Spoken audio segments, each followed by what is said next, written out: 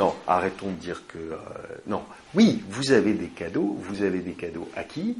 À Total, à Danone, à L'Oréal, etc. Ce que je vous disais tout à l'heure, qui eux peuvent s'amuser à aller coller une partie de leur activité en Irlande, etc., qui peuvent être dans des paradis fiscaux, etc. Oui, ça, eux, oui, en effet, il y a des réductions de charges. Mais ne dites pas que pour la PME, il y a des réductions de charges, parce que c'est faux, archi faux. D'accord ? On paye comme on n'a jamais payé. Faut arrêter les conneries.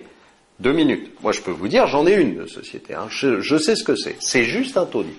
D'accord ? Vous avez pas signé en bas de la page les statuts que vous commencez déjà à payer. C'est juste un taudis. Alors, arrêtons de dire que les impôts baissent. Les impôts baissent pas. Franchement, ils baissent pas. Alors après, on vous magouille le truc parce que on vous augmente les impôts locaux, régionaux, etc. D'accord, mais c'est quand même des impôts, c'est quand même des chèques que vous faites. Hein. On peut les appeler pas impôts parce que c'est pas l'État centralisé qui les fait. Ouais, mais enfin en attendant, c'est vous qui faites le chèque. D'accord ? Donc arrêtons 2 minutes. Et de penser que c'est juste pour donner plus d'intérêt aux très riches, etc., c'est des bêtises. C'est franchement des bêtises. Aujourd'hui, vous payez de l'impôt et croyez-moi, vous allez en payer beaucoup plus.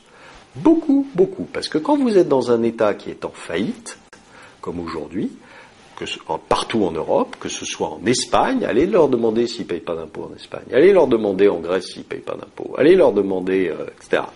Vous allez voir. Avec des baisses faramineuses de salaire, avec des boîtes qui font faillite tous les jours, avec 57% de chômage, 57,5% de chômage chez les jeunes en Espagne, avec 58% de chômage chez les jeunes en Grèce.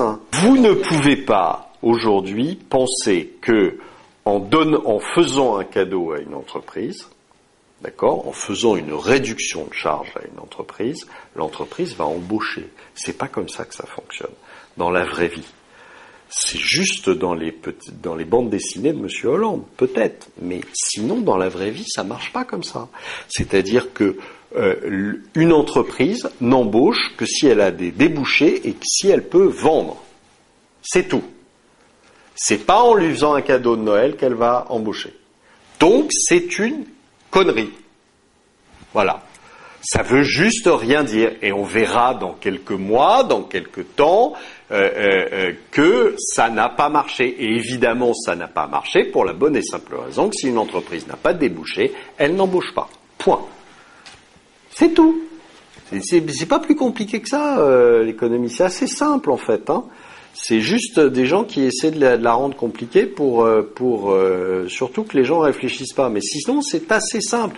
Vous ne pouvez pas imaginer que, et arrêtons de dire les cadeaux aux entreprises, etc., parce que les cadeaux aux entreprises,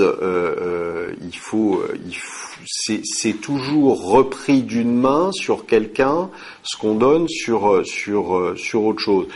N'imaginons pas, là, il a parlé d'une réduction de 50 milliards. Comment est-elle financée ? Par quoi ?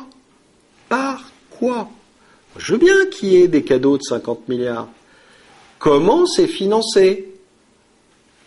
Ça, vous verrez que ça sera financé par des hausses d'impôts, on reprend systématiquement d'une main ce qu'on donne de l'autre, point.